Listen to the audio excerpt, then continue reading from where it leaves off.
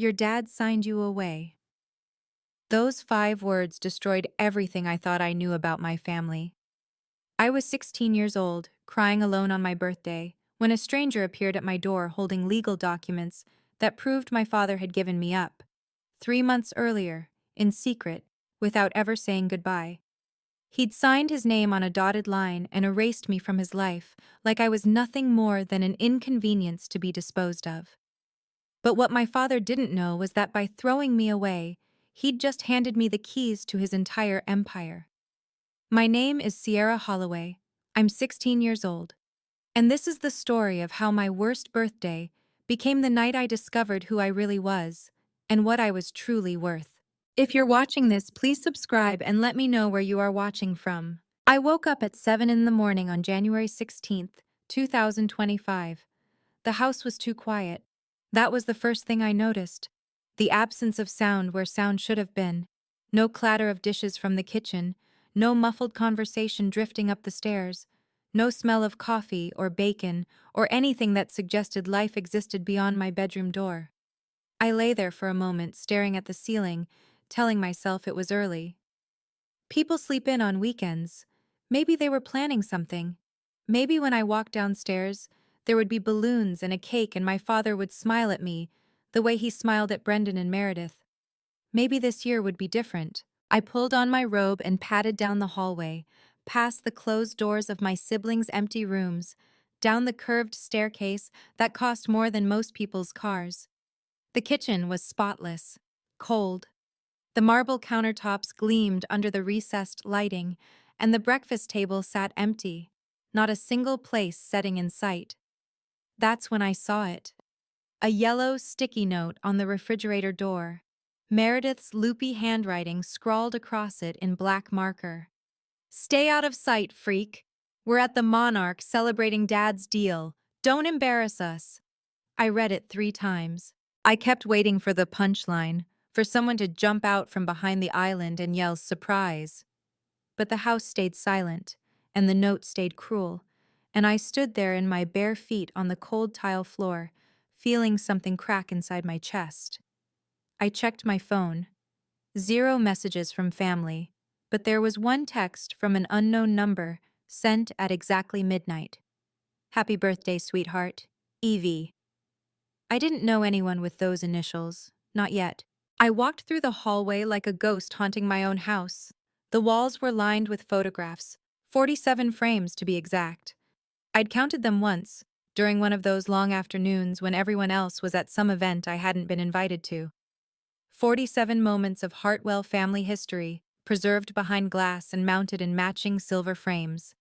I stopped in front of the Christmas photo from 2023. There was my father in his charcoal sweater, arm around Victoria's shoulders.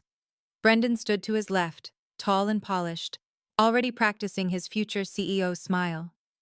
Meredith posed on the right, her red dress perfectly coordinated with the decorations behind her. I wasn't in the picture. I remembered that Christmas. Dad had sent me to Grandma Holloway's house 3 days before the holiday. "She's sick," he'd said. "She needs someone to take care of her." But when I'd arrived, Grandma had been perfectly healthy, confused about why I was there at all. I moved to the next frame. Hawaii, 2022. The whole family on the beach, sunset blazing behind them. I hadn't gone on that trip either. Not enough seats on the flight, Dad had explained, though I'd later seen the booking confirmation for 5 first-class tickets. The pattern repeated itself down the entire hallway. Thanksgiving dinners, birthday parties, graduation ceremonies. In 47 photographs, I appeared in exactly 3, and in each one, I'd been pushed to the edge of the frame, half my body cropped out. I reached behind the bookcase at the end of the hall, into the gap where I'd hidden things as a child.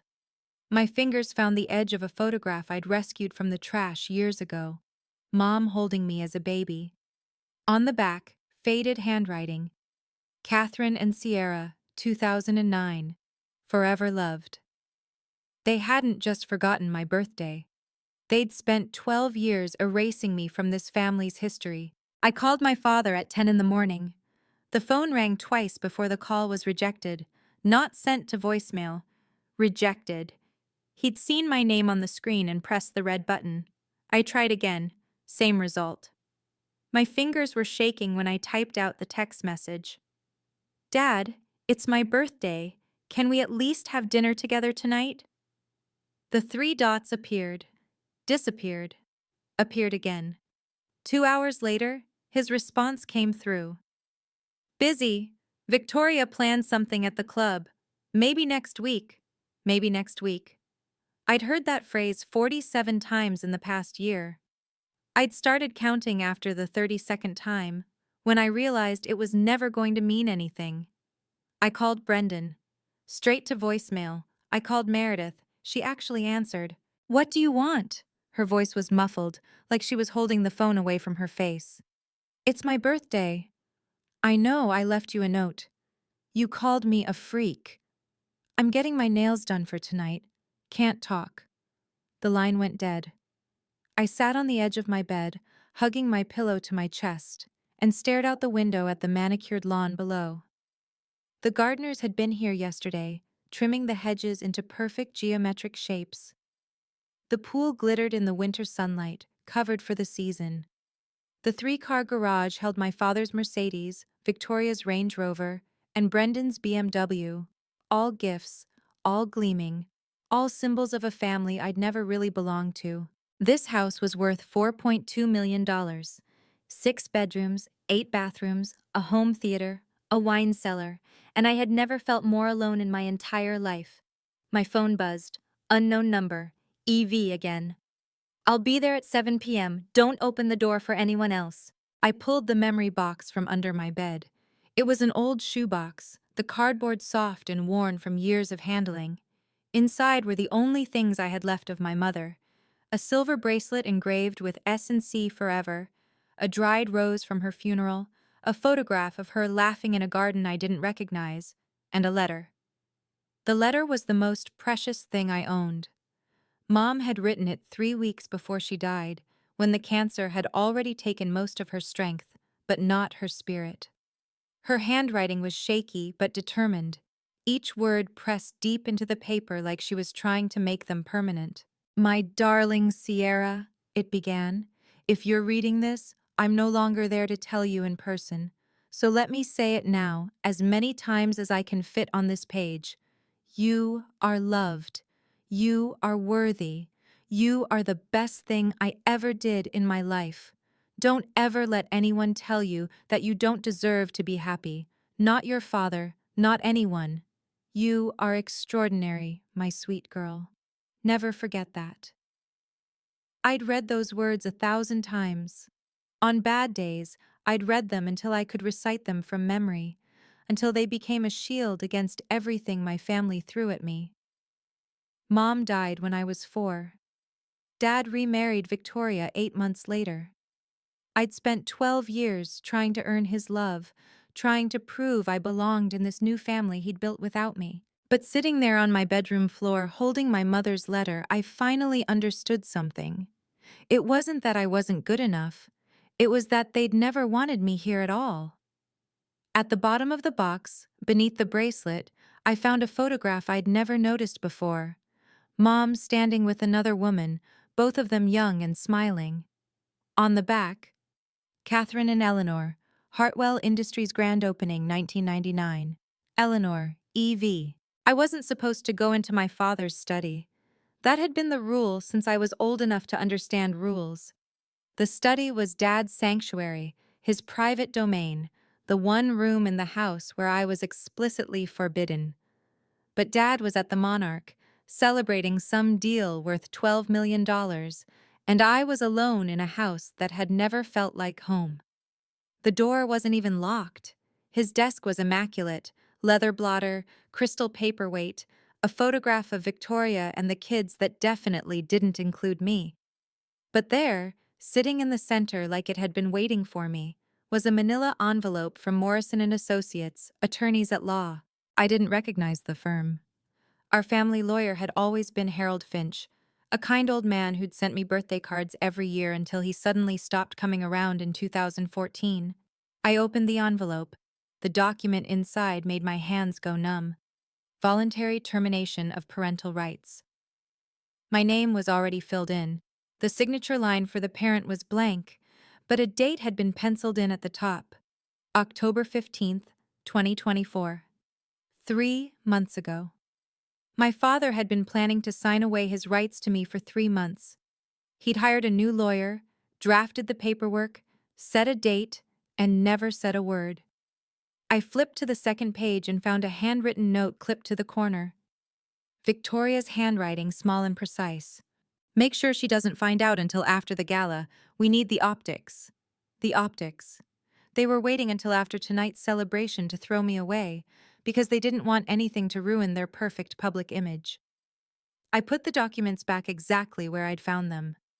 Then I walked out of the study and closed the door behind me, my heart pounding so hard I could hear it in my ears. I went back to the study. I couldn't stop myself.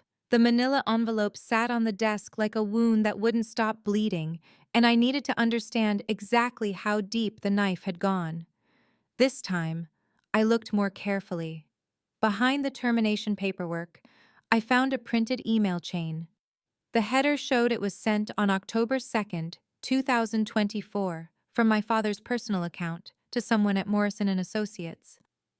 Eleanor Vance has been asking questions about the original will. We need to finalize Sierra's guardianship transfer before her 16th birthday. The inheritance clause expires 30 days after she turns 16 if no legal guardian claims it. I read the words 3 times, trying to make them mean something other than what they obviously meant. There was an original will. There was an inheritance clause. There was someone named Eleanor who'd been trying to find out about it. And my father was racing against time to make sure I never learned what I was supposed to inherit. I did the math in my head. Today was January 16th. If the clause expired 30 days after my birthday, that meant I had until February 15th to figure out what was going on. 1 month. 30 days to uncover whatever my father had been hiding for the past 12 years. The email mentioned Harold Finch nowhere. Dad had hired new lawyers specifically to handle this. Lawyers who didn't know our family history, who wouldn't ask uncomfortable questions. But someone named Eleanor Vance had been asking questions. The same Eleanor from the photograph with my mother. The same EV who'd texted me at midnight. The same person who was coming to my door at 7 o'clock tonight. I looked at the clock on my father's desk. 4:32 p.m. 2.5 hours until I found out what I'd been missing my entire life. I stood in front of my bathroom mirror at 6:45. The girl staring back at me had red-rimmed eyes and tangled hair and the kind of exhaustion that comes from crying for hours. She looked defeated. She looked exactly like someone who'd been told her whole life that she didn't matter. I thought about my options. I could do nothing. I could let my father complete the paperwork, let them shuffle me off to wherever unwanted children go, let the inheritance, whatever it was, slip away without ever knowing what I'd lost. I could spend the rest of my life being invisible, being the family's dirty secret, being the freak they'd always called me.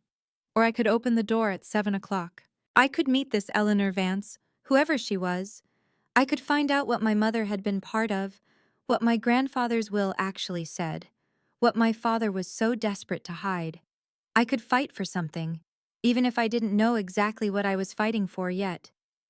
My mother's letter was still in my pocket. I pulled it out and read the last line again. Don't ever let anyone tell you that you don't deserve to be happy. I looked at the photograph of Mom and Eleanor from 1999. You didn't raise me to be a ghost, I whispered to her image. You didn't raise me to disappear. I washed my face. I brushed my hair. I put on the nicest dress I owned. A simple navy blue that I'd bought with my own babysitting money because no one in this family had ever taken me shopping. At 6:58, I heard a car pull into the driveway. Not my father's Mercedes, not Victoria's Range Rover, a black sedan with Massachusetts plates. The doorbell rang at exactly 7 o'clock. The woman on my doorstep was not what I expected. She was 58 years old, maybe, with silver hair pulled back in an elegant twist and sharp blue eyes that reminded me of winter mornings. She wore a cashmere coat the color of charcoal and carried herself like someone who'd spent decades walking into rooms and commanding attention. But when she saw me, her composure cracked. just for a moment, just enough for me to see something raw and painful flash across her face. Sierra Holloway? Her voice was steady, but I caught the slight tremor underneath. Who are you? My name is Eleanor Vance. She paused, studying my face like she was looking for something. Or someone. I was your mother's best friend, and as of 4 o'clock this afternoon, I am your legal guardian. She held out a brown envelope thick with documents. I took it with numb fingers and pulled out the first page. Voluntary termination of parental rights. But this version wasn't blank. My father's signature sprawled across the bottom, notarized and dated October 15, 2024. He signed it, I heard myself say. He actually signed it. 3 months ago. Eleanor's jaw tightened. He signed you away without telling you, without giving you a choice, without even having the decency to say goodbye. And he did it because he was afraid of you. Afraid of me? I almost laughed. I'm 16. I'm nobody. You're not nobody, Sierra. Eleanor stepped closer, and I saw tears gathering in the corners of her eyes. You're the sole heir to 51% of Hartwell Industries. Your grandfather made sure of that before he died, and your father has spent the last 12 years trying to make sure you never found out. The envelope suddenly felt very heavy in my hands. I think, Eleanor said softly, we need to talk. We sat in the living room, a room I'd never been allowed to use when the family was home. Eleanor placed a second envelope on the coffee table between us. This one was older, the paper yellowed at the edges, the seal cracked but still bearing the impression of a law firm's stamp. Your grandfather was Thomas Hartwell, she began. He founded Hartwell Industries in 1999, but he didn't do it alone. I was his partner. We built that company together from nothing into what it is today, a medical components manufacturer worth $180 million. I knew the company, of course. Everyone in Boston knew Hartwell Industries. I just hadn't known my family's connection to it went deeper than my father's CEO title. When Thomas wrote his will in December of '99, he included a very specific clause. Eleanor pulled a document from the envelope, thick, legal-sized paper covered in dense paragraphs. Section 7.3. It states that 51% of the company's shares shall be transferred to his sole legitimate granddaughter upon her 16th birthday, provided her legal guardian at that time confirms the transfer in writing. His sole legitimate granddaughter. I stared at her. That's me. That's you. Thomas knew what kind of man your father was becoming. He wanted to make sure you'd be protected, that you'd have power Richard couldn't take away. Eleanor's voice hardened. But Thomas died in 2013, the same year your mother passed. Richard buried the will. He fired Harold Finch, the family attorney who'd witnessed it. He removed me from the board of directors. And he spent the next 12 years pretending this document didn't exist. But you found it. Harold kept the original. A small, fierce smile crossed her face. And I've spent 5 years building a case to get it back to you. Eleanor checked her watch. We don't have much time. Time for what? Tonight, your father is hosting the 25th anniversary gala for Hartwell Industries at the Monarch Hotel. 300 guests, investors, partners, journalists from the Boston Business Journal. He's planning to announce a $12 million contract with Meridian Medical at 9 o'clock. She leaned forward. And at 9:15, we're going to walk in and show everyone exactly who the real owner of that company is. My stomach dropped. You want me to crash my father's party? I want you to claim what's rightfully yours. There's a difference. Eleanor's eyes were steady, unwavering. Sierra, if you don't act within 30 days of your 16th birthday, the inheritance clause expires. Your father knows that. It's why he's been so careful to keep you isolated, to make you feel worthless, to convince you that you don't deserve anything. He's been running out the clock. I thought about the note on the refrigerator. Stay out of sight, freak. What if it doesn't work? I asked. What if we go there and he just denies everything? He can't deny a notarized will that's on file with the Suffolk County Probate Court. He can't deny the signature of a witness who's still alive and willing to testify. And he can't deny the guardianship papers that give me the legal authority to confirm your inheritance. Eleanor stood and walked to the window, looking out at the winter darkness. Your father built his empire by silencing the people who could expose him. Tonight, we take away his silence. She turned back to me and held out a garment bag I hadn't noticed her carrying. Your mother picked this out years ago. She always hoped you'd wear it on a night that mattered. I unzipped the bag. Inside was a navy blue gown, elegant and simple, the same shade as my mother's eyes in every photograph. I changed into the dress in my bedroom, the fabric sliding over my skin like water. When I looked in the mirror, I didn't see the girl who'd been crying alone in the kitchen that morning. I saw someone else, someone who looked like she belonged in a ballroom full of powerful people, someone who looked like she had every right to be there. I picked up my phone and stared at my father's contact. 0 messages, 0 missed calls. He hadn't thought about me once all day. I pressed the call button anyway. It rang 4 times before going to voicemail. His recorded voice, smooth and professional. "You've reached Richard Hartwell. Leave a message." "Dad," I said quietly. "It's Sierra. I just wanted to say thank you. Thank you for showing me exactly who you are. I spent 16 years trying to earn your love, trying to be good enough, trying to prove I deserved to be part of this family. But I understand now. I was never the problem. You were." I paused, letting the words settle. "See you tonight." I ended the call and slipped the phone into my clutch. Eleanor was waiting in the hallway, her car keys in hand. "Ready?" "Almost." I walked to my bedroom one last time and retrieved the photograph of my mother and Eleanor from 1999. I tucked it into my purse, next to my mother's letter. On the way to the car, my phone rang. Unknown number, but I recognized it now. "Miss Holloway?" The voice was older, gravelly, but warm. "This is Harold Finch. I've been waiting 12 years for this call. The original will is in my possession, notarized and verified. I'll meet you at the gala." "Mr. Finch," I said, "there's something else you should know.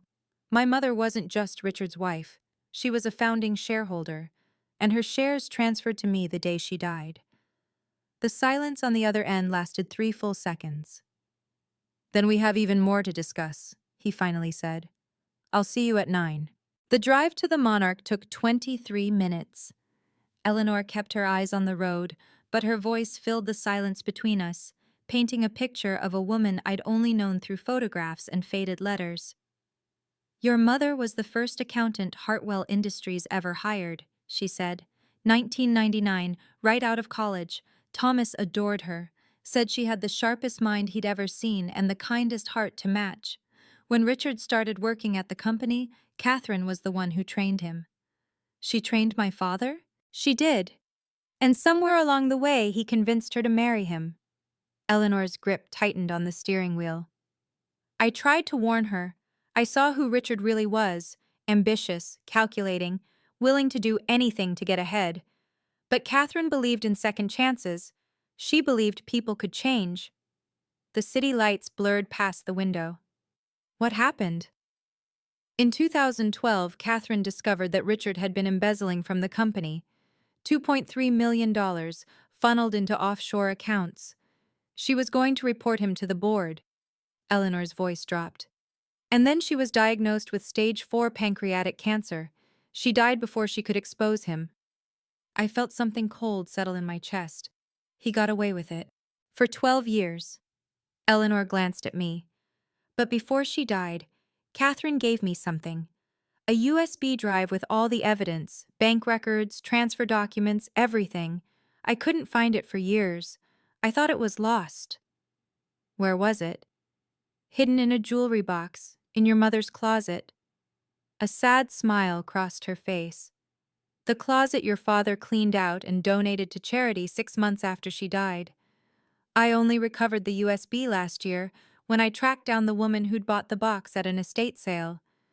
The Monarch's glittering facade appeared on the horizon. "Tonight isn't about the embezzlement," Eleanor said. That's a fight for another day. Tonight is about your inheritance, one battle at a time. Harold Finch was waiting for us in the hotel lobby. He was 67 years old, with silver hair and a weathered leather briefcase that looked like it had survived decades of legal battles. When he saw me, his eyes went soft with something that might have been grief. "You look just like her," he said quietly. "Catherine, you have her eyes." "Mr. Finch?" I shook his hand, surprised by the strength of his grip. "Thank you for coming. I've been waiting 12 years for this moment, Miss Holloway. 12 years of watching your father destroy everything Thomas built, knowing I had the evidence to stop him, but no legal standing to use it." He opened his briefcase and withdrew a document. Thick, official, bearing the seal of the Suffolk County Probate Court. "This is the original last will and testament of Thomas Hartwell, dated December 15, 1999. I witnessed his signature. I filed it with the court. And I kept a copy when your father tried to have it destroyed." I took the document carefully, as if it might crumble in my hands. The paper was yellowed but intact, the signatures clear and legible.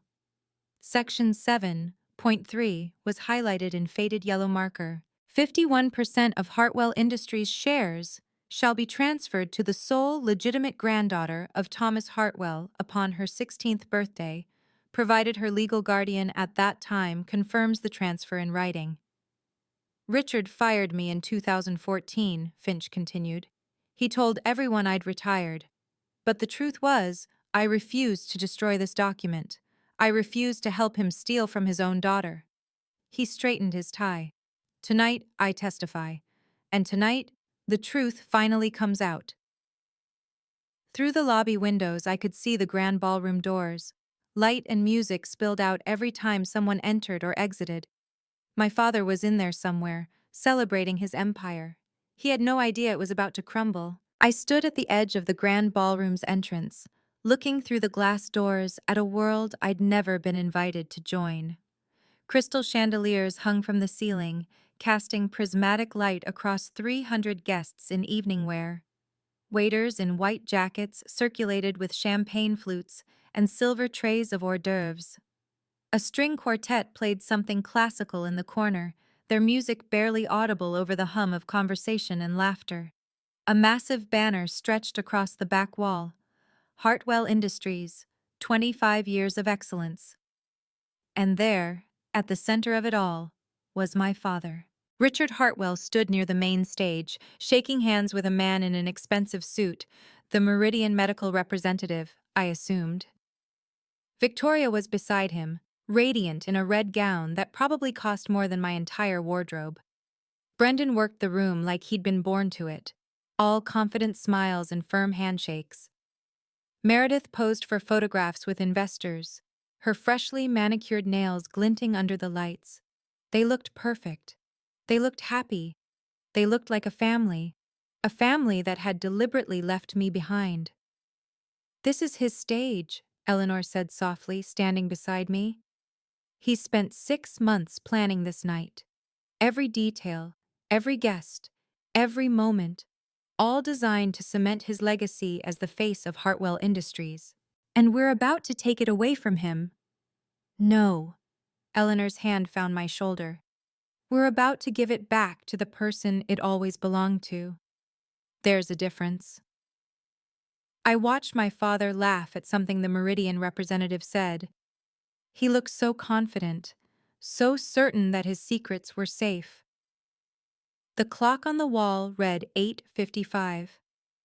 "It's time," Finch said, adjusting his briefcase. I took a deep breath, squared my shoulders, and pushed open the ballroom doors.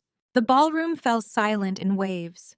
It started near the entrance, where the first guests noticed me, a teenage girl in a navy gown, flanked by an elegant older woman and a man with a lawyer's briefcase.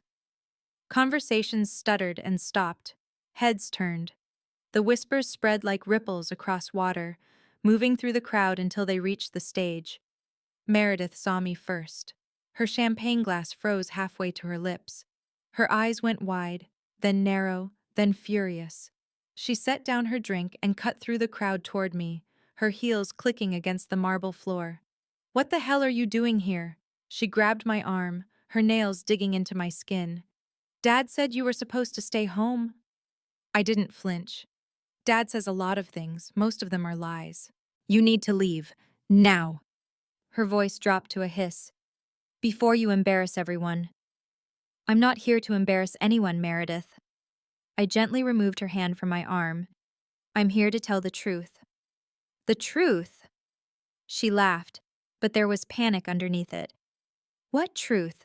You're nobody. You're nothing. You're just the majority shareholder of this company." I said it quietly, but the words carried. Nearby guests stopped pretending not to listen. "Or I will be, in about 15 minutes. Meredith's face went pale. Behind her, I saw Brendan pushing through the crowd, his expression shifting from confusion to alarm. He reached us just as Meredith started to sputter a response. "Security!" Brendan's voice cut through the murmur of the crowd. "We have an intruder!" Two men in dark suits started moving toward us from the perimeter of the room, but Eleanor stepped forward, and something in her bearing made them hesitate. "I wouldn't do that if I were you," she said calmly. "Not unless you want to be named in the lawsuit." Brendan grabbed my wrist hard enough to leave bruises. "I don't know what game you're playing," he hissed, trying to drag me toward the exit. "But it ends now. You're embarrassing the entire family." "Let go of me. You're nothing but a charity case." His voice rose loud enough for the surrounding guests to hear. "Dad kept you around for tax purposes. You think anyone here cares about you? You think you matter?" I stood my ground. "Brendan, do you know why Dad signed away his parental rights 3 months ago?" He faltered, just for a second, but I saw it. "What are you talking about?" "He didn't tell you?" I tilted my head. "He signed papers giving up custody of me in October. Official, notarized. He's been planning to get rid of me for months." That's none of your business. That's a family matter." "I'm not family anymore, remember? He made sure of that." I pulled my wrist free. "But here's the thing, Brendan. He didn't do it because I'm a freak. He did it because he was afraid I'd find out about grandfather's will." The color drained from Brendan's face. Around us, guests had stopped pretending to have their own conversations. Cell phones appeared in hands. Someone was definitely recording. "There is no will," Brendan said, but his voice cracked on the last word. "There is. Dated December 1999, filed with the Suffolk County Probate Court, and it says that 51% of this company belongs to me." Brendan opened his mouth to respond, but nothing came out. For the first time in my life, my brother had no words. And across the ballroom, I saw my father finally notice the commotion. His smile vanished. His champagne glass lowered. Our eyes met. He knew. My father crossed the ballroom in 12 seconds. I counted. It gave me something to focus on besides the pounding of my heart. He moved through the crowd like a shark through water, guests parting automatically, conversations dying in his wake. By the time he reached us, his expression had settled into something carefully neutral, but I could see the fury burning underneath. "Sierra." His voice was controlled, pleasant, the voice he used for investors and journalists. "What a surprise. I didn't realize you were coming tonight. Happy birthday to me, Dad. Or did you forget?" A muscle twitched in his jaw. "This isn't the time or place for family discussions. We'll talk about this at home." "Home?" I let the word hang in the air. "You mean the house you signed me out of 3 months ago?" The guests closest to us went very still. "I don't know what Eleanor has been telling you," my father said, shooting a venomous look at the woman beside me. "But she's been trying to destroy this company for years. She's manipulating you." Eleanor stepped forward, her voice carrying across the growing circle of onlookers. "Richard, I don't need to destroy anything. You've done that all by yourself, every time you lied, every time you hid documents, every time you treated your own daughter like she didn't exist. This is slander. I'll have you arrested." "For what? Telling the truth?" Eleanor's smile was sharp as glass. "For bringing the original will that you tried to bury." My father's gaze snapped to Harold Finch, who had been standing quietly at the edge of our group, briefcase in hand. The color drained from Richard Hartwell's face. Harold. The word came out strangled. You're supposed to be dead? Finch raised an eyebrow. Sorry to disappoint you, Richard. I'm very much alive, and I have 12 years of testimony to deliver. If you're watching this and you've ever felt invisible in your own family, like nothing you did was ever good enough, comment yes below. I want to know I'm not alone. And if you want to see what happened when my father finally saw the will he'd been hiding for 12 years, hit subscribe and keep watching. What comes next changed everything. Victoria appeared at my father's side like a red-gowned shadow. This is absurd. Her voice cut through the murmuring crowd, sharp and dismissive. Richard, why are we entertaining this? She's clearly having some kind of episode. I'm not having an episode, Mrs. Hartwell. Of course you are, dear. Victoria's smile was pitying, the kind adults give to children throwing tantrums. You've always been fragile, unstable. It's not your fault. Mental illness runs in families, and your mother was never quite right either. The words hit me like a slap. Don't you dare talk about my mother. Catherine was a nobody. Victoria's voice rose, playing to the crowd now. A gold digger who trapped Richard with a pregnancy. She was never meant to be part of this family, and neither are you. I felt Eleanor stiffen beside me, but I held up my hand. Let her talk. Let everyone hear exactly who Victoria Hartwell really was. My mother, I said quietly, was the founding accountant of Hartwell Industries. She helped build this company from the ground up. And in 2012, she discovered that her husband had embezzled $2.3 million from the business. The ballroom went silent. She died before she could report it, I continued. But she kept records, bank statements, transfer documents, everything. Victoria's face went white. Across the room, the Meridian medical representative stood up from his table. Mr. Hartwell, he called out, his voice cutting through the silence. What is she talking about? My father didn't answer. He couldn't. Because for the first time in 12 years, someone had finally said the truth out loud, and 300 witnesses had heard every word. I saw a woman near the stage pull out her phone and start typing. Press badge on her lanyard. Boston Business Journal. This wasn't just a family drama anymore. This was news, Brendan snapped. Maybe it was the champagne. He'd been drinking steadily all night. Maybe it was the fear, finally breaking through his arrogant facade.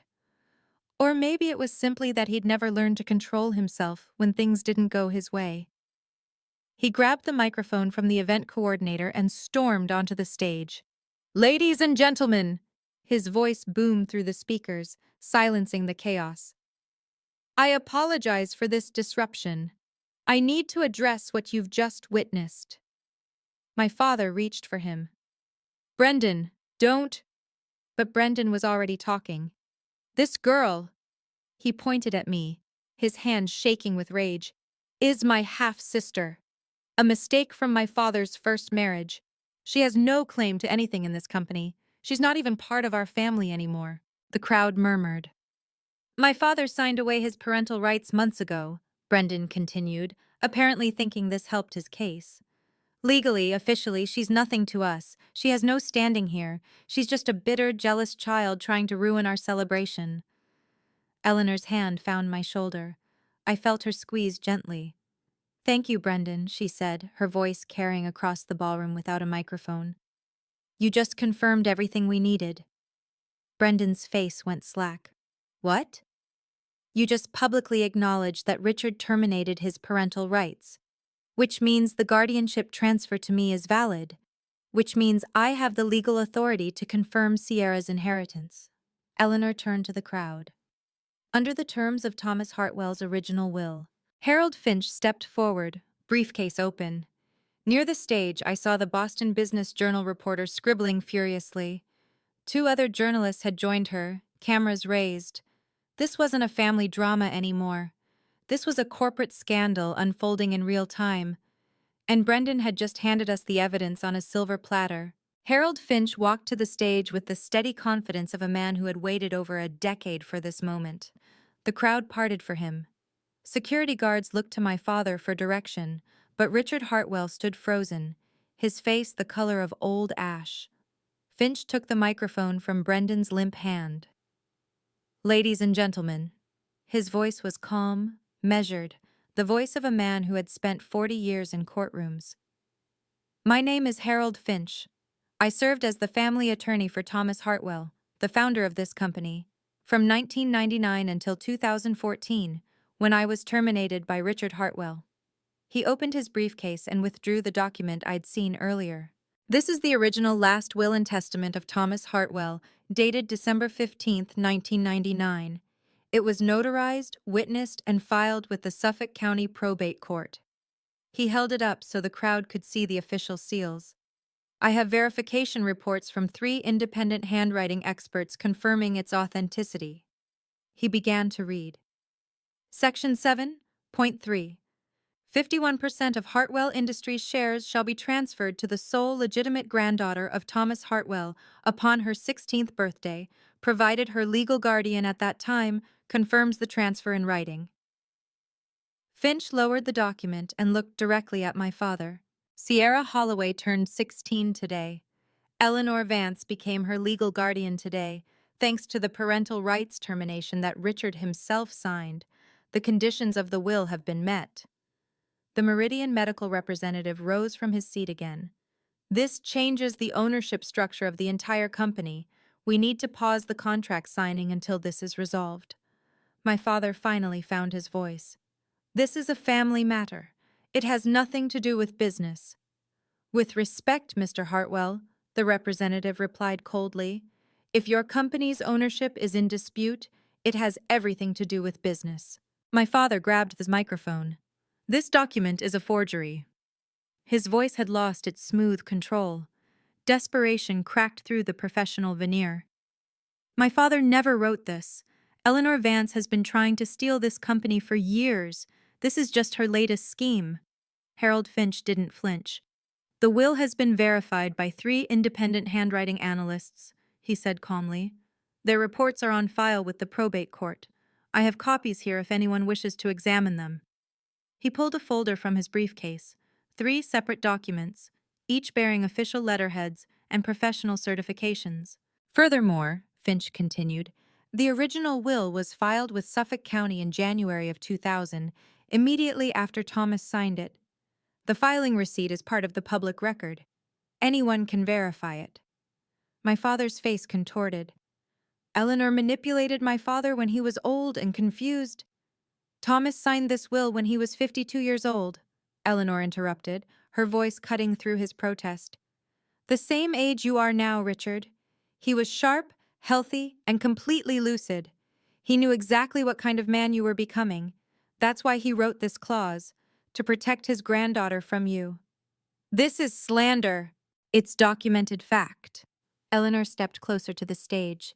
"And if you'd like to discuss slander, perhaps we should talk about the 12 years you spent telling everyone Harold had retired, when in reality you fired him for refusing to destroy this will." The crowd was no longer murmuring. They were watching in stunned silence, 300 witnesses to a family empire crumbling in real time. The Meridian medical representative was already on his phone, speaking in urgent, hushed tones. I saw at least 6 people recording video.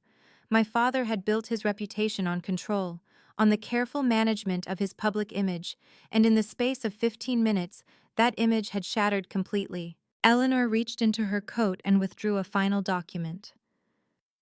"I have one more piece of evidence for the record," she said, her voice carrying across the silent ballroom. "This is a printed email sent from Richard Hartwell's personal account to Morrison and Associates on October 2nd, 2024. She held it up, and I recognized it immediately, the same email I'd found in my father's study that afternoon. "I'll read the relevant portion," Eleanor continued. "Eleanor Vance has been asking questions about the original will. We need to finalize Sierra's guardianship transfer before her 16th birthday. The inheritance clause expires 30 days after she turns 16, if no legal guardian claims it.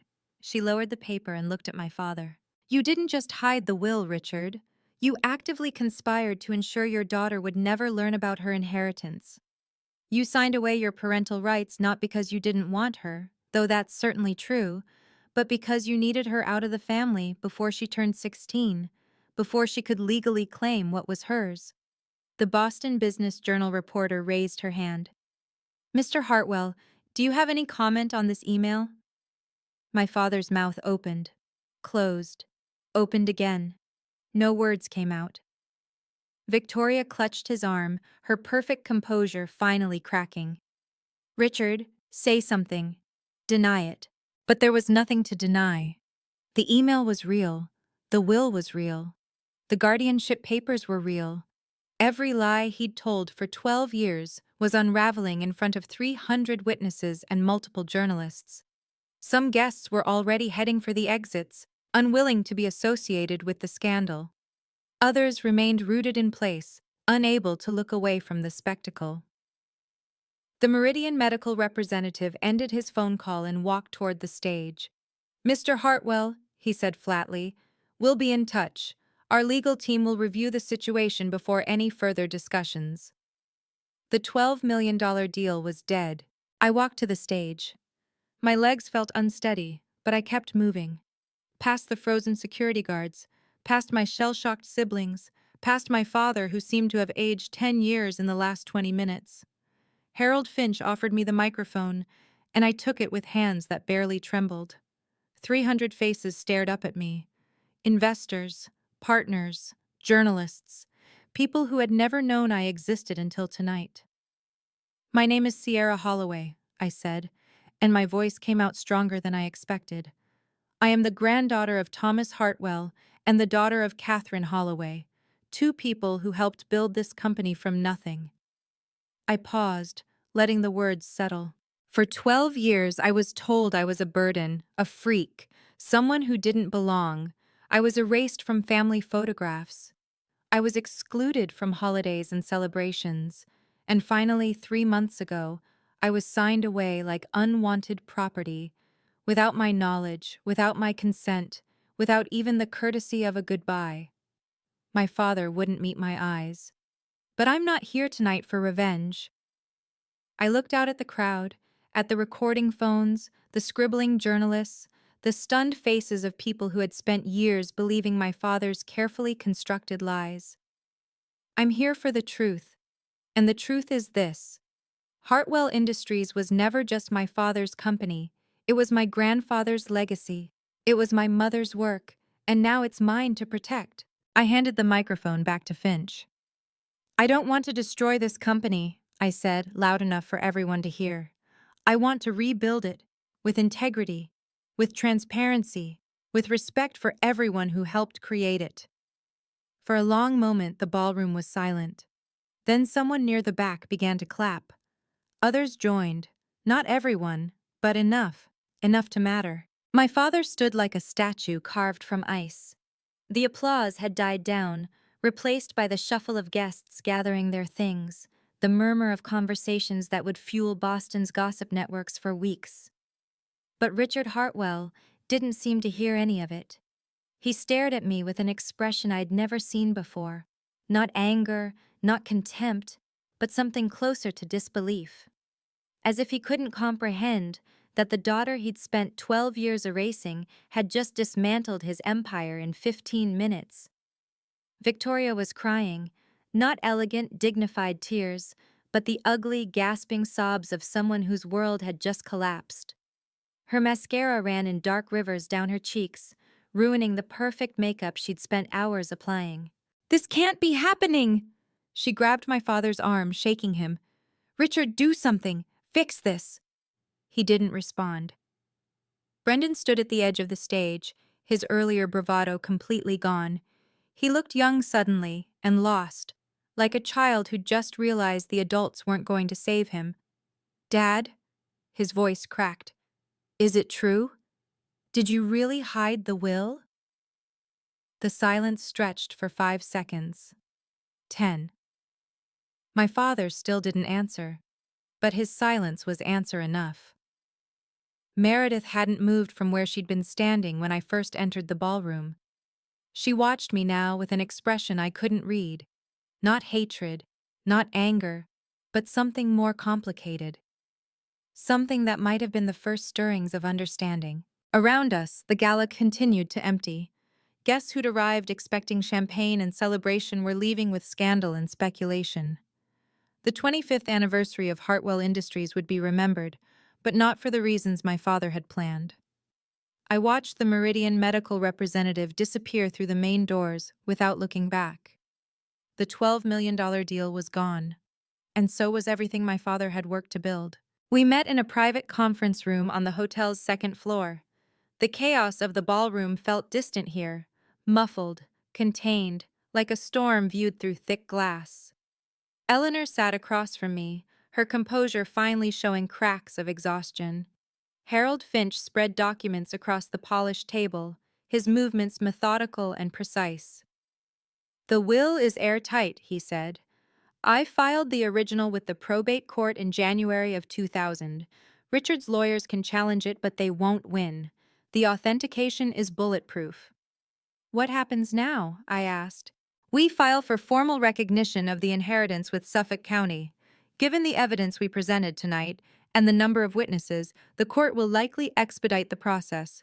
I estimate 30 to 60 days for the share transfer to be finalized." Eleanor leaned forward. "Richard will almost certainly contest it. He has the resources to drag this out." "He can try?" Finch closed his briefcase with a definitive click. "But contesting a notarized will with 3 independent verifications and a witness who was present at the signing? He'd be throwing money away. His lawyers will tell him the same thing." I thought about my father, standing frozen on that stage. The way his face had crumbled when he realized there was no lie left to tell. "I don't want to destroy the company," I said quietly. "My grandfather built it. My mother helped grow it. I just want it to be run honestly." "That's exactly what Thomas wanted." Finch's eyes softened. "He wrote that clause because he knew Richard would try to take everything. He wanted you to have the power to stop him." Eleanor reached across the table and squeezed my hand. "You don't have to figure everything out tonight," she said. "The law will do its work. Right now, you just need to rest." Rest? I wasn't sure I remembered how. Eleanor's apartment was nothing like my father's house. It was smaller, for one thing. A 2-bedroom unit in Back Bay with exposed brick walls and windows that looked out over the Charles River. But it was warm in a way the Hartwell mansion had never been. Books lined every available surface. Plants crowded the windowsills. The kitchen smelled like someone actually cooked there. "This was your mother's room," Eleanor said, opening a door at the end of the hallway. "When we were in college, before she married Richard. I kept it the same, mostly. I always hoped—" She didn't finish the sentence. She didn't have to. The room was simple. A twin bed with a blue quilt, a wooden desk, a bookshelf filled with worn paperbacks. On the wall hung a framed photograph of 2 young women laughing in front of a Christmas tree, their arms around each other, my mother and Eleanor, before everything went wrong. "You can change anything you want," Eleanor said. "Paint the walls, get new furniture. This is your home now, for as long as you want it to be." My home. I sat on the edge of the bed, running my fingers over the quilt. It smelled faintly of lavender, like someone had been washing it regularly, even though no one had slept here in years. "You don't have to be strong right now," Eleanor said softly. "You've been strong enough for one lifetime already. It's okay to let go." I didn't realize I was crying until I felt the tears on my cheeks. But these weren't the tears I'd cried that morning, alone in a cold kitchen with a cruel note on the refrigerator.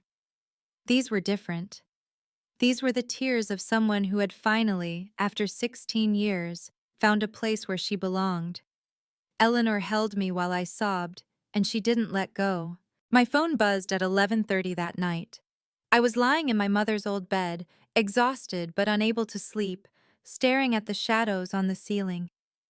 Eleanor had made me chamomile tea and toast, had sat with me until my tears ran dry, had finally retreated to her own room with a promise that she was just down the hall if I needed her. The text was from Meredith. I stared at her name on the screen for a long moment before opening it. I didn't know about the will. I didn't know Dad signed you away. I thought, I thought you just didn't want to be part of the family. I read the words 3 times, trying to find the angle. Meredith never did anything without a reason. Every kindness came with strings attached. Another message appeared. I'm sorry for calling you a freak. I was wrong. 2 sentences, 12 words. Nothing that could undo 12 years of cruelty. But something in my chest shifted anyway. I didn't respond. Not yet. I needed time to figure out what I felt, what I wanted, whether forgiveness was even possible. Meredith's apology didn't erase the notes on the refrigerator, the whispered insults, the years of being treated like an unwanted guest in my own home. An apology was a first step, but first steps didn't mean anything without the second and third and 100th steps that followed. I noticed that Brendan hadn't texted.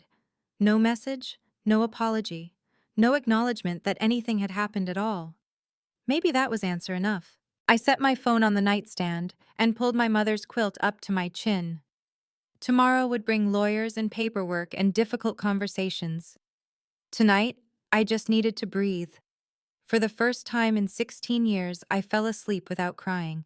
The Boston Business Journal published the story at 6 in the morning. Eleanor was already awake when I stumbled into the kitchen, her laptop open on the breakfast table, a cup of coffee growing cold beside her. The headline glowed on the screen.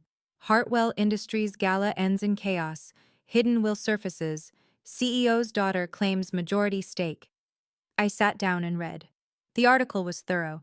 It quoted Harold Finch extensively, referenced the probate court filings, and included a damning summary of the email I'd found in my father's study.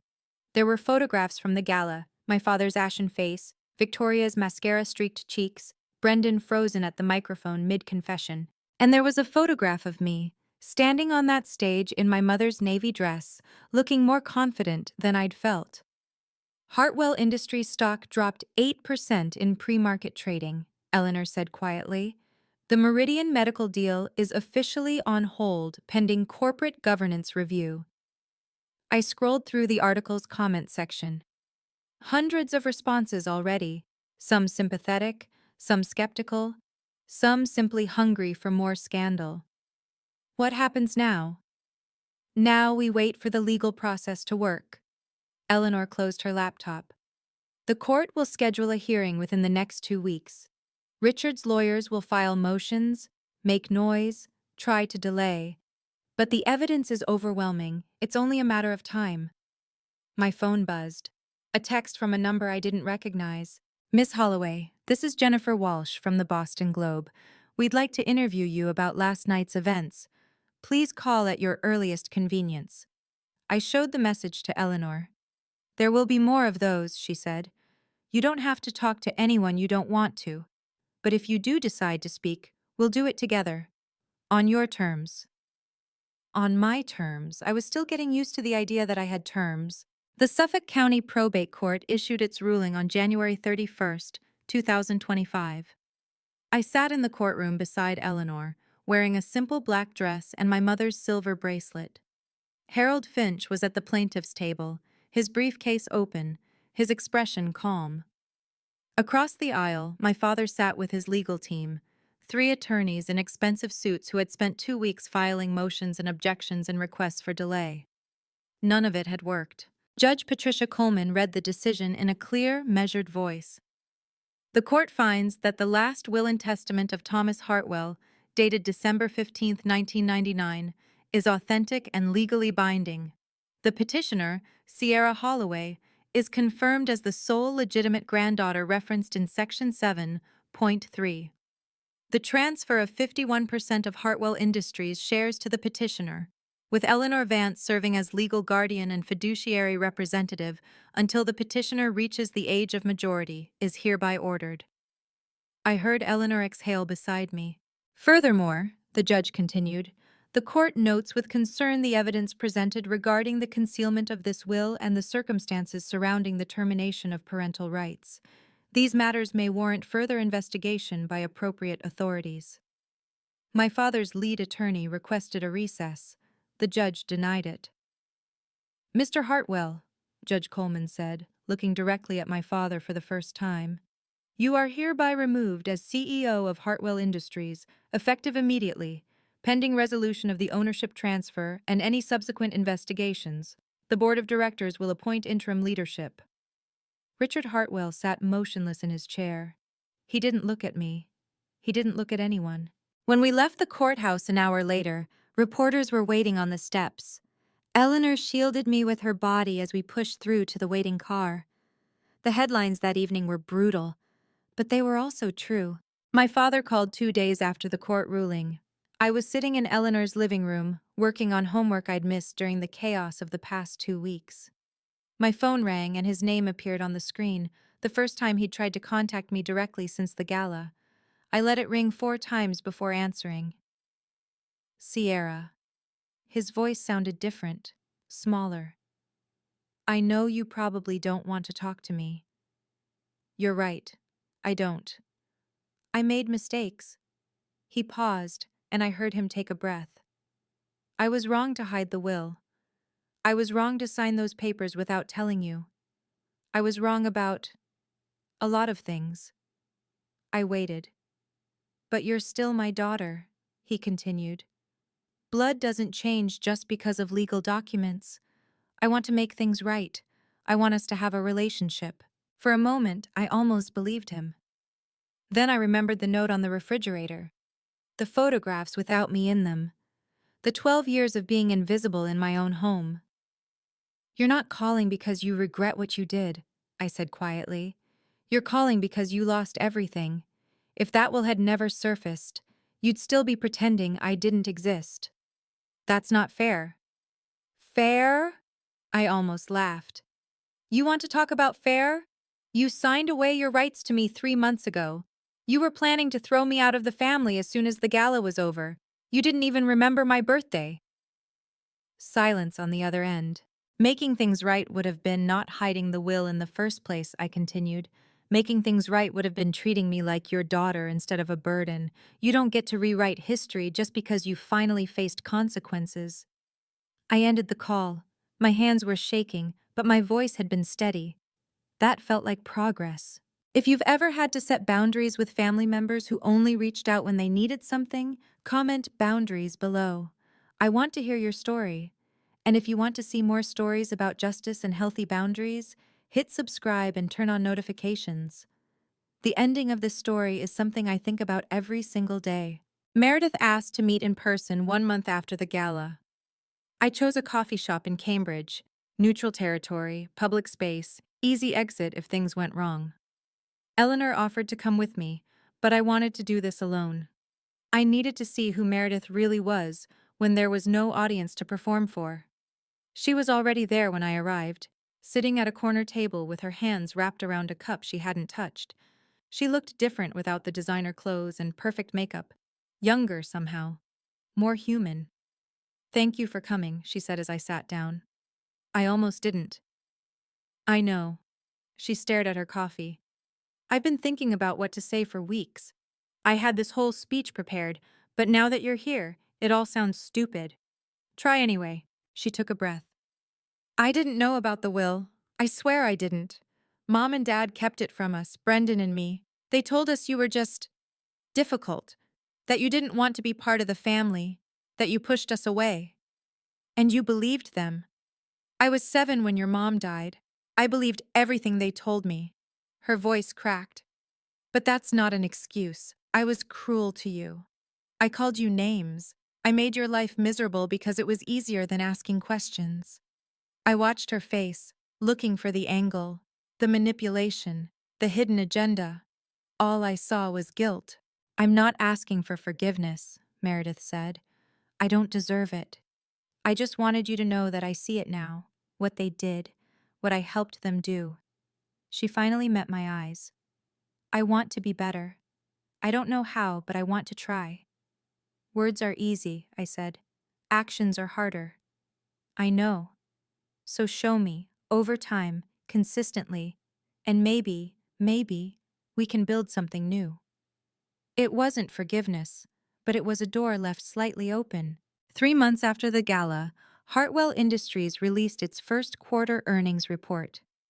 I sat in the conference room as an observer, 16 years old, still in high school, but legally entitled to be there as the majority shareholder. Eleanor sat beside me, taking notes, asking questions, doing the work of actually running a company while I learned. The numbers were better than anyone expected. Revenue is down 4% from last quarter, the interim CFO reported. But that's primarily due to the Meridian Medical contract delay. We've successfully renegotiated the deal at $9 million, with signing scheduled for next week. The internal audit had uncovered $1.8 million in misallocated funds during my father's tenure. The investigation was ongoing, but preliminary findings suggested the money had been funneled into personal accounts disguised as consulting fees. My father was facing a civil lawsuit from the company's board. Criminal charges were possible but not yet filed. After the meeting, Eleanor walked me through the financial statements line by line. I was taking a business fundamentals course online, trying to understand the empire I'd inherited. It was overwhelming, but Eleanor was patient. You don't have to become CEO tomorrow, she reminded me. Or ever, if you don't want to. You just need to understand enough to make good decisions about who runs things in your name. What about after I turn 18? Then you'll have full control, but by then, you'll have 2 years of experience watching how the company operates. You'll be ready. I looked at the Hartwell Industries logo on the conference room wall, the same logo I'd seen on my father's business cards my whole life. It meant something different now. It meant responsibility, legacy, the chance to build something honest on the foundation my grandfather had laid. It meant I finally had a future worth fighting for. I woke up on January 16th, 2026, to the smell of cinnamon rolls baking. For a moment, I forgot where I was. The morning light filtered through unfamiliar curtains, and I lay there blinking at the ceiling, my heart racing with the old familiar dread. Birthday. Another year of being forgotten. Another note on the refrigerator. Then I remembered. I wasn't in my father's house anymore. I padded down the hallway to Eleanor's kitchen, where she stood at the stove in a flour-dusted apron, humming something soft and tuneless. The table was set for two, real plates, cloth napkins, a small vase of winter flowers. "Happy birthday, sweetheart." She turned and smiled, and there was nothing complicated in it. No agenda, no conditions, just love. On the table sat a cake with 17 candles and a wrapped box I hadn't noticed before. "Open it," Eleanor said. Inside was my mother's silver bracelet, the one I'd kept hidden in my memory box for years, but it had been cleaned and polished, and a new charm had been added, a tiny silver heart engraved with the date of my 16th birthday. "The day everything changed," Eleanor said softly. "The day you stopped being invisible." I slipped the bracelet onto my wrist, feeling the cool metal settle against my skin. Through the window, I could see Boston blanketed in fresh snow, the city sparkling in the winter sunlight. 1 year ago, I had cried alone in a dark kitchen, reading a note that called me a freak. Today, I sat across from someone who had spent 5 years fighting to find me, who had given me a home and a future, and the simple gift of being seen. I blew out the candles. I didn't need to make a wish. Everything I'd ever wanted was already here. If you're watching this and you feel the way I felt 1 year ago, invisible, unwanted, like a burden in your own home, I need you to know something. You are not the problem. They are. I spent 16 years trying to earn my father's love. I bent myself into shapes I thought would please him. I stayed quiet when I should have spoken up. I accepted cruelty because I believed I deserved it. But here's what I learned. Some people will never love you the way you need to be loved. Not because you're unlovable, but because they're incapable of loving anyone but themselves. And no amount of trying, no amount of being good enough will ever change that. Setting boundaries isn't selfish. It's survival. Walking away from people who hurt you isn't giving up, it's choosing yourself. And sometimes, the family you're born into isn't the family you're meant to keep. I don't hate my father. Hating him would mean he still has power over me, and I'm done giving him that. I feel something closer to pity now. For a man so consumed by greed that he threw away his own daughter, rather than share what was never really his. My relationship with Meredith is complicated. We're building something slowly, carefully, with clear boundaries and realistic expectations. Brendan still hasn't reached out. Maybe he never will. I've made peace with that. Eleanor is my family now. Not because of blood or legal documents, but because she chose me. She fought for me. She showed up when no one else would. And that's what family really means. Thank you for listening to my story. If it helped you in any way, share it with someone who needs to hear it. And remember, you deserve to be loved. Not because you're perfect, but because you exist. That's enough. That's always been enough. Thank you for watching until the end. If this story touched you, please hit like and subscribe to support the channel. Comment below. Have you ever had to set boundaries with family? I want to hear your experience. And don't forget to check the description for more stories like this one. Stories about justice, courage, and finding where you truly belong.